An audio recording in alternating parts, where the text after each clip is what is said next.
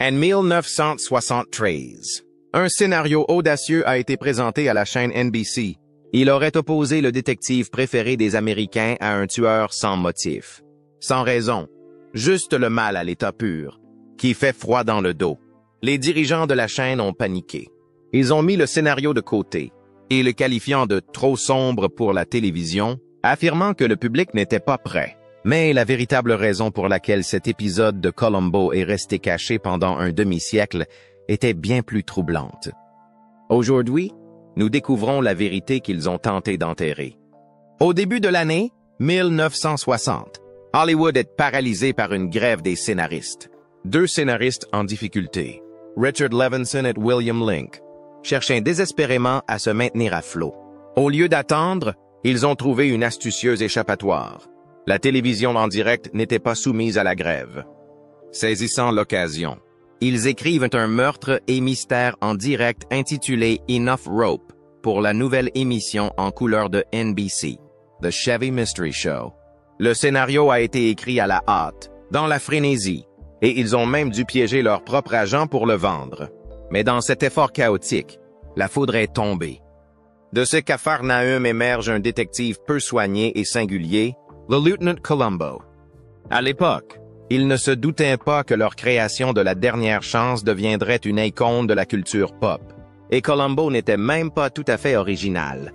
Levinson et Link avaient lu Crime et Châtiment de Dostoïevski et s'étaient inspirés de Porfiri Petrovitch, l'enquêteur à la voix douce et à l'intelligence trompeuse, capable de décontenancer un tueur d'un simple regard. C'est ce qu'ils voulaient que Columbo soit, désarmant, sous-estimé et brillant. Au lieu de révéler le tueur à la fin, comme dans la plupart des histoires, ils ont décidé de montrer le droit au début. De cette façon, la tension vient de la façon dont Columbo, avec toutes ses bizarreries et ses questions, va lentement les piéger. C'était intelligent, frais et psychologique. Et les gens ont adoré. Le premier Columbo n'était même pas Peter Falk. Le 31 juillet 1960. Le personnage a été interprété par Bert Freed lors d'une émission en direct. Il a fait du bon travail, tranquille, attentif. Mais la vraie magie n'était pas encore au rendez-vous. 2 ans plus tard, l'histoire a été transformée en une pièce de théâtre intitulée Prescription Murder. Et Thomas Mitchell a joué Columbo sur scène. Le public l'a apprécié, même s'il n'a jamais été présenté à Broadway. Malheureusement, ce fut le dernier rôle de Thomas Mitchell avant sa mort. Mais les choses ont vraiment changé en 1968, lorsque la chaîne NBC a décidé de faire de Prescription Murder un téléfilm. Et cette fois, c'est Peter Falk qui a été choisi. Il n'était pas le premier choix. Lee J. Cobb et Bing Crosby ont tous deux refusé, mais ils correspondaient parfaitement au rôle. Falk a donné à Columbo quelque chose de nouveau. Un charme étrange mêlé à une concentration sans faille.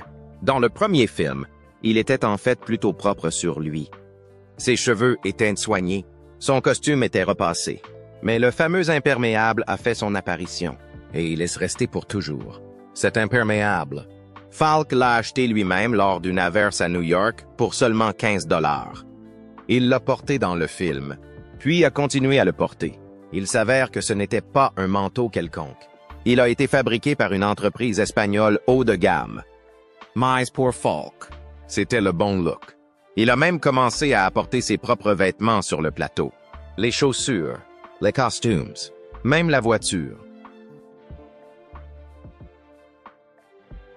Il a choisi lui-même cette vieille Peugeot débraillée. Tout cela a contribué à créer un détective qui se sentait réel, pas habillé par une équipe de costumiers.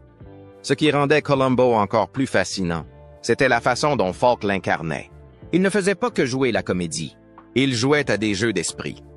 Falk improvisait des répliques, se laissait distraire au milieu de la scène et déstabilisait les acteurs censés être coupables. Cela a fonctionné. Ils avaient l'air irrités, nerveux, comme leur personnage devait l'être. Il peut sortir une liste de courses au lieu d'une preuve, ou demander à emprunter un crayon sans raison. Il s'agissait d'astuces, pas d'accidents. Les acteurs n'étaient pas dans le coup, mais le public l'était. Et cela rendait Columbo encore plus amusant à regarder. Et bien sûr, il y a la réplique. Juste une dernière chose. Cette phrase d'accroche ne faisait pas partie d'un plan génial. Levinson et Link ont admis qu'ils l'avaient ajoutée uniquement parce qu'une scène était trop courte et qu'ils ne voulaient pas la retaper. Ils ont donc demandé à Columbo de revenir dans la pièce et de la prononcer. C'est ainsi qu'est né le coup de filet le plus célèbre de la télévision. Ce qui n'était au départ qu'une solution paresseuse est devenu un moment emblématique qui signale généralement la fin du tueur. Le personnage de Columbo était si unique que même son nom est resté un mystère. Pendant toutes ces années, les téléspectateurs n'ont jamais vraiment connu son prénom. Il arrivait que l'on aperçoive Frank Columbo sur un badge flou, mais les créateurs ont insisté sur le fait qu'ils ne lui avaient jamais donné de prénom. Ils voulaient que cela reste ainsi. Lorsqu'un auteur de jeux télévisés nommé Fred Worth a inventé Philip Columbo comme faux fait pour attraper les imitateurs, et que Trivial Pursuit est tombé dans le panneau. Il les a poursuivis en justice. Il a perdu, mais le mythe est resté. Même au mariage du neveu de Columbo, tout le monde l'appelait Lieutenant. Imaginez que vous traversiez la vie et que votre famille ne vous appelle même pas par votre prénom. En coulisses, le processus de casting était tout aussi intense. Chaque épisode comportait des stars invités qui jouaient les tueurs. Et l'équipe a souvent envisagé des dizaines d'acteurs pour ces rôles. Pour un rôle. Ils se sont même tournés vers des légendes comme Orson Welles et Peter Sellers. Sellers voulait tellement d'argent qu'ils ont dû renoncer. Falk lui-même a rejeté certaines suggestions. Il a opposé son veto à Danny Kaye sans jamais expliquer pourquoi. Lorsque Columbo a été développé pour la première fois en 1971, les dirigeants de NBC étaient sceptiques. En fait, ils étaient inquiets. À l'époque, la télévision avait des règles. Le héros devait apparaître immédiatement. Sinon, les téléspectateurs risquaient de changer de chaîne. Mais les créateurs de Columbo, Richard Levinson et William Link, ne se souciaient pas des règles. Ils ont fait attendre le public pendant près de 30 minutes avant que Columbo n'apparaisse. Un tel délai n'avait jamais été pratiqué auparavant, et les dirigeants ont dit qu'il s'agissait de la plus longue attente de l'histoire de la télévision. Ils pensaient que les téléspectateurs s'ennuieraient et partiraient. Mais ce qui s'est passé ensuite a bouleversé tout le genre policier, au lieu d'un polar classique. La série a révélé d'emblée l'identité du tueur. C'est là que le bas blesse. Vous avez assisté au meurtre. Vous avez vu avec quel soin le plan avait été élaboré. Et puis vous vous êtes assis pour voir comment ce détective discret et maladroit allait lentement démanteler ce plan. Les gens pensaient que le fait de connaître le tueur tuerait le suspense, mais ce n'est pas le cas. Cela a rendu les choses plus intenses. Il s'agissait de savoir comment il allait les attraper, et non pas s'il allait les attraper. Et Columbo n'utilisait pas d'armes à feu ou de poursuites en voiture. Il posait des questions polies, utilisait la logique de tous les jours et était attentif aux petits détails, comme une tache sur un verre de vin ou un thermostat réglé trop bas. Mais il y avait quelque chose d'autre qui rendait Columbo si puissant. Il s'agissait d'une question de classe. Columbo n'était pas riche. Il conduisait une voiture déglinguée, portait tous les jours le même manteau froissé, fumait des cigares bon marché et parlait constamment de sa femme. Les personnes qu'il poursuivait étaient des chirurgiens, des acteurs, des PDG, des généraux, des gens qui se croyaient trop importants pour se faire prendre. Columbo ne les a jamais traités comme s'ils étaient spéciaux. En fait, il les mettait souvent mal à l'aise. Il leur demandait le prix de leur peinture coûteuse ou mentionnait que sa femme avait un tableau similaire à la maison, juste pour voir comment ils réagissaient. La série exposait discrètement la façon dont les riches se croyaient intouchables, et Columbo s'assurait qu'ils ne l'étaient pas. À un moment donné, NBC a tenté d'intervenir. Après seulement quelques épisodes, ils ont poussé les créateurs à modifier le format. Ils voulaient que Columbo apparaisse plus tôt et que la narration soit plus traditionnelle. Mais l'équipe a refusé. Levinson, Link, le producteur William Finnerman et même Peter Falk lui-même ont tous tenu bon. Ils ont dit qu'ils démissionneraient avant de changer le cœur de la série. C'était un pari énorme, mais il a fonctionné. Les téléspectateurs ont adoré, les audiences sont grimpées et les dirigeants se sont retirés. Dès sa première diffusion le 15 septembre 1971, Columbo a été quelque chose de différent. Elle a été diffusée dans le cadre de la rotation des films policiers de NBC, partageant l'espace avec d'autres séries policières. Mais elle est rapidement devenue la préférée. Et la performance de Peter Falk y est pour beaucoup. Cette saison-là, il a remporté un Emmy. Au fil des ans, il en a gagné 4 autres pour ce rôle, ainsi qu'un Golden Globe. Son charme désordonné et son débit soigné ont fait de Columbo un personnage inoubliable. Il n'était pas tape à l'œil. Il n'avait pas besoin de l'être. Il a juste demandé une chose de plus, et soudain, tout s'est effondré pour le tueur. Le format rotatif de NBC permettait à la série d'avoir des épisodes plus longs, parfois de 90 minutes, ce qui donnait aux scénaristes plus de temps pour construire la tension et les personnages. Grâce à cette marge de manœuvre, Columbo ressemblait davantage à un film qu'à une série télévisée. Cette formule a si bien fonctionné que NBC a déplacé la série au dimanche soir, où elle a dominé l'audimat. Columbo n'est plus seulement un succès, mais une vedette à 1 heure de grande écoute, ce à quoi personne ne s'attendait.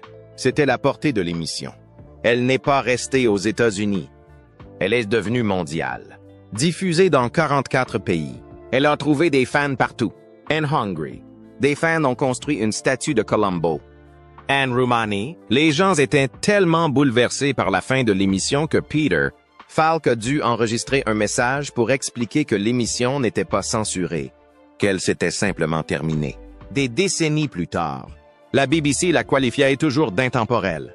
Il s'est avéré que la persistance tranquille de Columbo, son sens de la justice et la satisfaction de voir des criminels arrogants abattus. Tout cela comptait pour les gens partout dans le monde. Columbo a fait de l'arrestation de meurtriers un honneur. Des acteurs de renom faisaient de la queue pour jouer le rôle du tueur. Jack Cassidy l'a fait 3 fois. William Shatner l'a fait 2 fois. Patrick McGoohan a gagné des Emmy pour ses apparitions.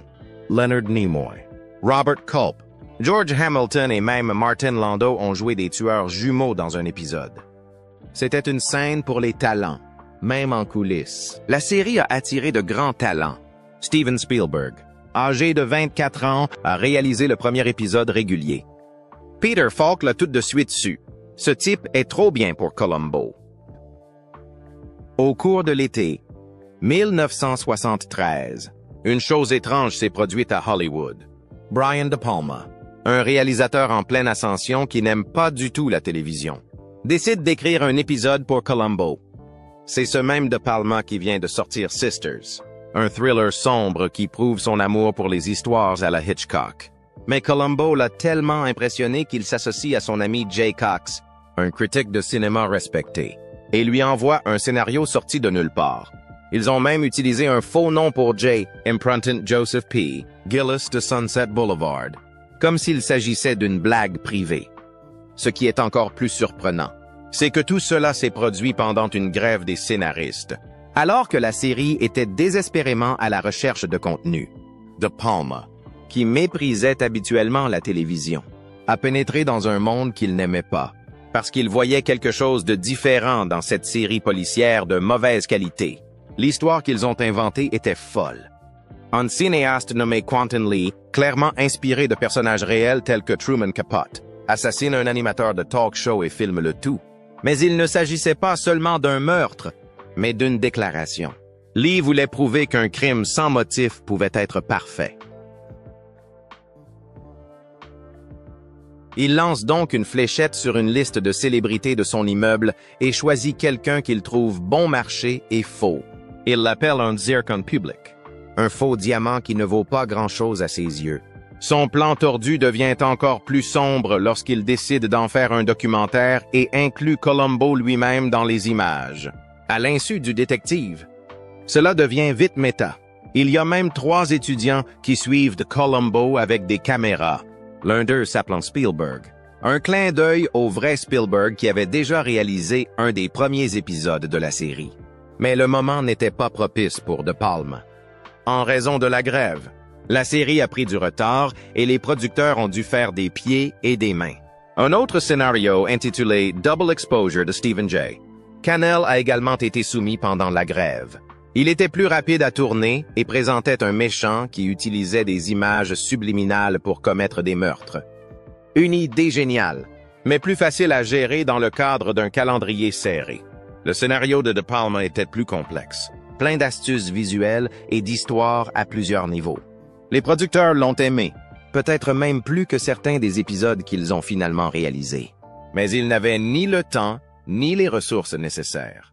Certains éléments de l'œuvre de De Palma ont été empruntés plus tard, comme l'idée de l'étudiant en cinéma, qui est apparu dans l'épisode Mind Over Mayhem. Cette version comportait même un personnage nommé Steven Spielberg, dont l'orthographe était légèrement différente, mais qui était clairement un clin d'œil à ce qu'avait écrit De Palma.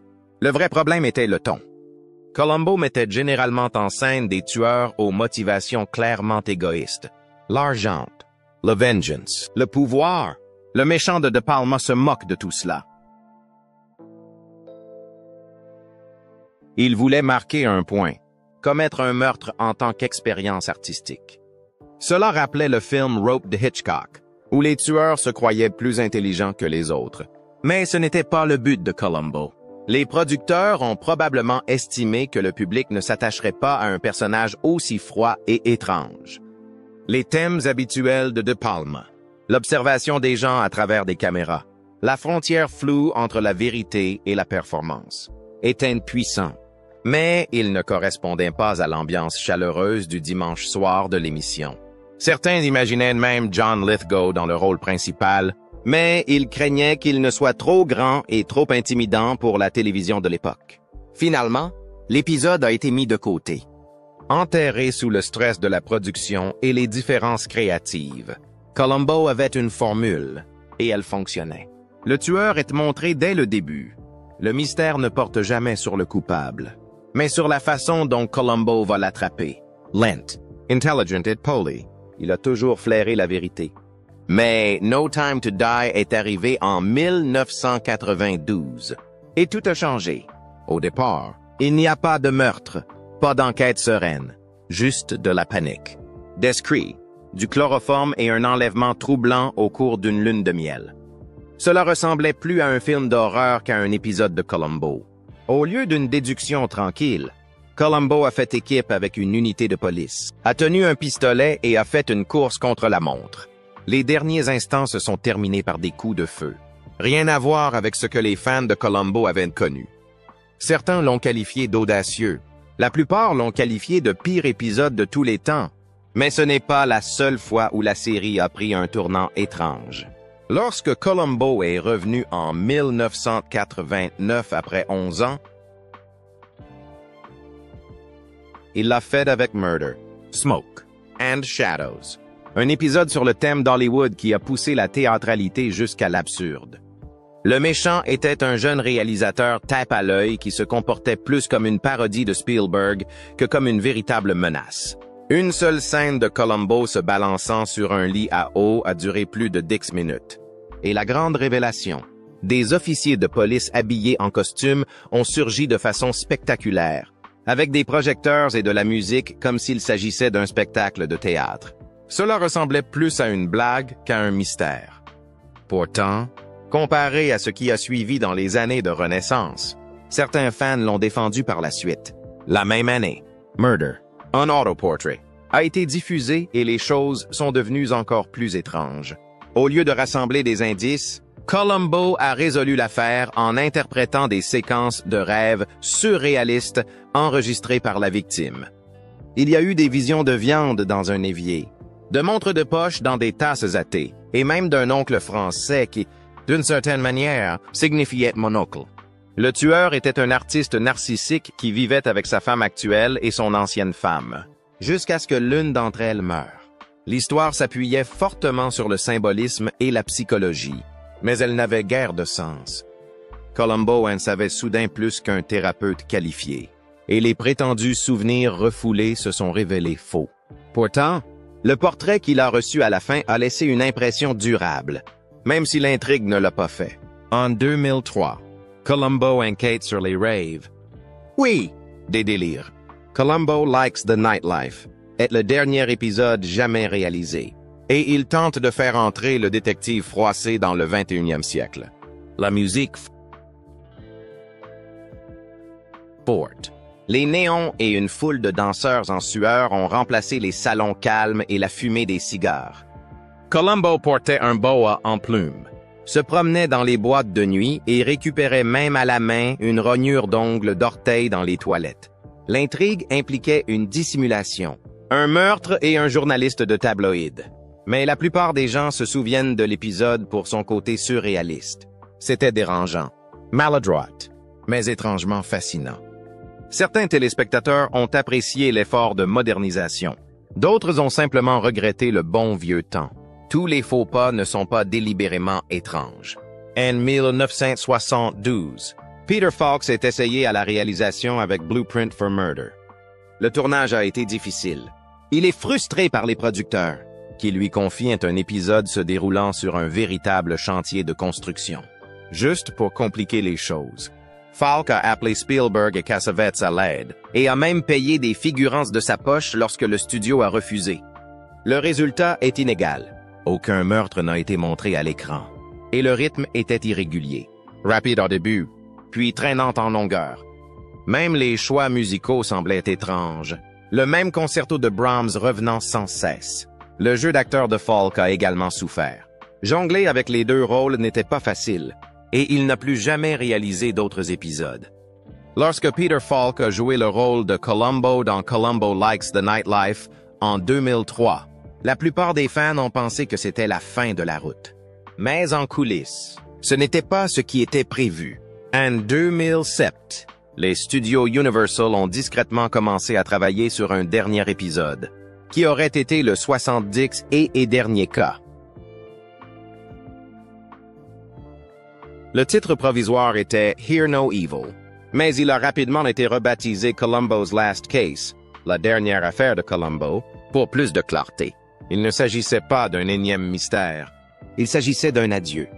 Falk avait alors près de 80 ans, et il ne voulait pas s'éteindre. Il voulait quitter la scène avec dignité. Une dernière fois dans le manteau froissé qui l'avait rendu célèbre. Un scénario de Saint Page a été écrit, soigneusement construit pour lui permettre de mettre fin à Columbo de la bonne manière. Le moment était parfait. C'était le 40 et anniversaire de la première apparition du personnage. En 1968. L'histoire est toujours aussi intelligente. Il s'agit d'un meurtre de haute technologie utilisant le son.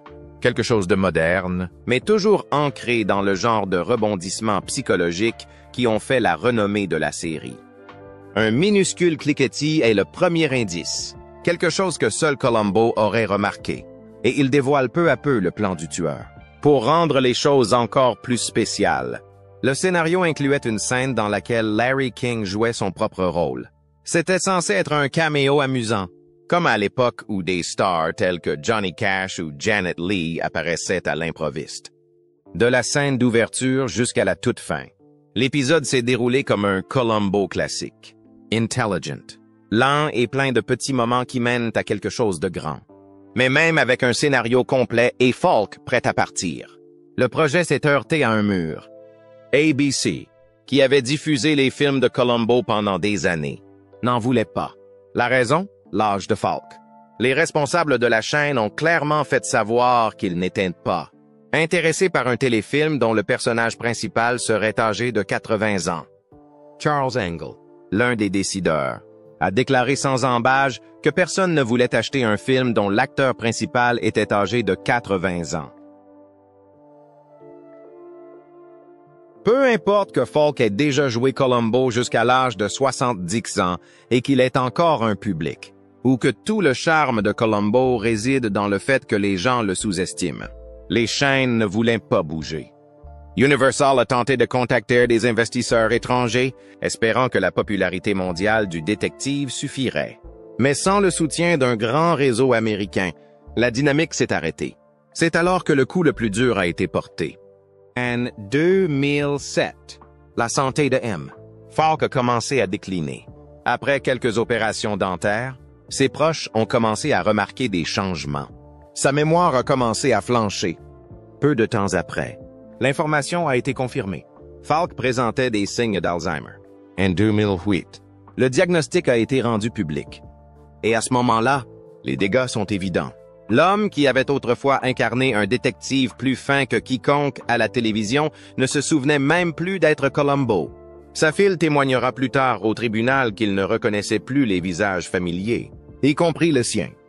En 2009, il était évident qu'il n'y aurait pas d'épisode final. Les adieux qui avaient été planifiés avec tant de soin ne seraient jamais filmés. En 2011, Peter Falk est décédé à l'âge de 83 ans. Il est mort de complications liées à une pneumonie et à la maladie d'Alzheimer. Important Columbo avec lui. Peter Falk avait peut-être l'air d'un détective fatigué et ridé, vêtu d'un manteau froissé. Mais derrière ce regard paresseux se cachait un homme qui prenait son travail plus au sérieux que n'importe qui d'autre autour de lui. Falk ne se contentait pas de jouer Columbo, il était Columbo. Il apportait ses propres vêtements sur le plateau, insistait pour que chaque détail soit parfait et refusait d'être pressé, quel qu'en soit le coût pour le studio. Un simple tournage de 10 jours pouvait s'étirer sur 2 semaines entières simplement parce que Falk s'arrêtait au milieu de la scène pour retravailler une réplique ou approfondir les motivations d'un personnage. Si quelqu'un essayait de le pousser, il le regrettait généralement. Même les directeurs de studio savaient qu'il ne fallait pas discuter. Le fameux imperméable, il ne venait pas de la garde-robe. C'était le sien. Ce style marmoréen et méandreux, soigneusement calculé.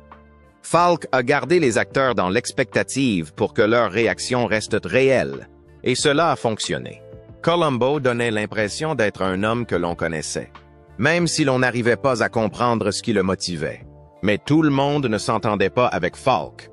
Lors du casting des producteurs pour l'épisode Negative Reaction, le nom de Danny Kaye est apparu.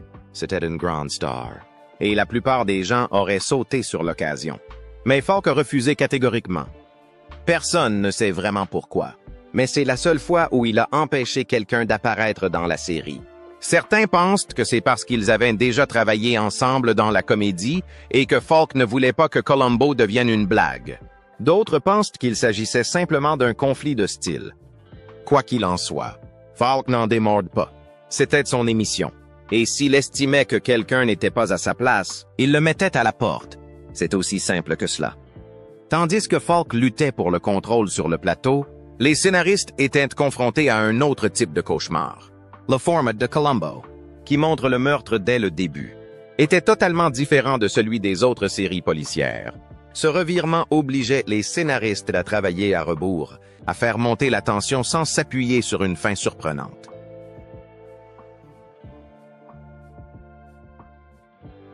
La plupart d'entre eux ont trouvé cela épuisant. En fait, lorsque NBC a invité 60 scénaristes professionnels à regarder un pilote, seuls 2 d'entre eux étaient intéressés par l'idée d'écrire pour la série. C'est dire à quel point c'était difficile. La salle des scénaristes est donc devenue une véritable cocotte-minute.